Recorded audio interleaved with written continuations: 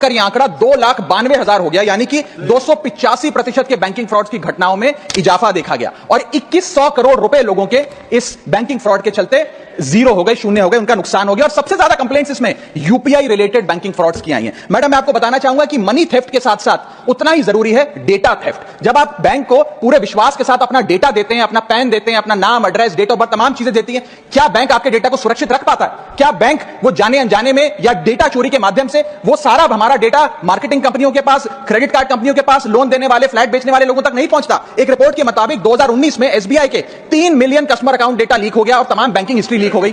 2021 में मोबीविक का 8.2 टीबी का केवाईसी डेटा लीक हो गया। 2021 में एक पेमेंट गेटवे जस्टपे का 100 मिलियन क्रेडिट कार्ड की पेमेंट डिटेल्स और रिकॉर्ड्स लीक हो गई। अब ये लीक है कि जाने अनजाने में डेटा शेयरिंग है, ये फैसला मैं आप तक छोड़ता हूं, लेकिन आपको इस डेटा लीक का भुगतान करना पड़ता है, आपको उसको भुगतना पड़ता है। और उसका सबसे छोटा सा उदाहरण है कि आए दिन आपको आपके बीवी, आपके माता पिता, आपके घर वाले फोन करके आपका हाल पूछे ना पूछे, मार्केटिंग कॉल्स वाले आपको रोज फोन करके कहेंगे कि आपका क्रेडिट कार्ड अप्रूव हो गया, आपका लोन अप्रूव हो गया, हमसे फ्लैट ले लीजिए, हमसे फलानी चीज ले लीजिए। इनके पास ये हमारा डेटा आता कहां से? एक बड़ा सवाल है। चौथी समस्या, हिडन चार्जेस और फीस। मैं चाहूंगा आपके माध्यम से ये नाना प्रकार के चार्जेस जो आज मैं सदन में लाया हूं, ये माननीय वित्त मंत्री जी तक पहुंचे, ताकि देश के आम आदमी की जो जेब बैंकिंग सिस्टम काट रहा है उसे पता लगे, ग्राहक को भी और माननीय वित्त मंत्री जी को भी। पहला, मिनिमम बैलेंस पेनल्टी। यदि आप न्यूनतम बैलेंस नहीं रखते हैं तो 100 से 600 रुपए प्रति माह बैंक आपका काट लेता है। इस चार्ज को लगाने के बाद बैंकों ने वित्तीय वर्ष 22-23 में 3500 करोड़ रुपए मिनिमम बैलेंस पेनल्टी के नाम से लोगों से वसूले हैं। मैडम, दूसरा चार्ज, एक्स्ट्रा एटीएम यूजेज। आपको एटीएम ट्रांजैक्शन के लिए 2 से 3 की मोहलत मिलती है, 2 से 3 की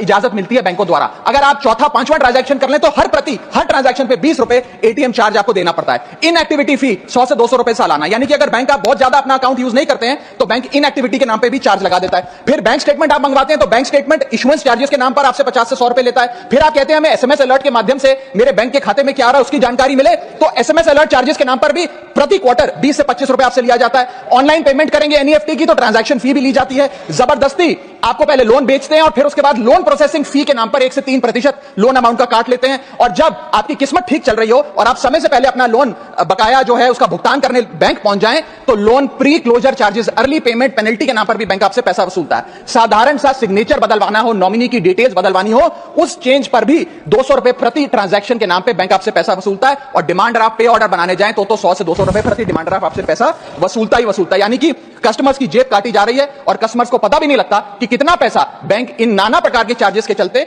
आम आदमी से वसूल रहा है। मेरा पांचवा और आखिरी point madam, insurance and investment product miss selling.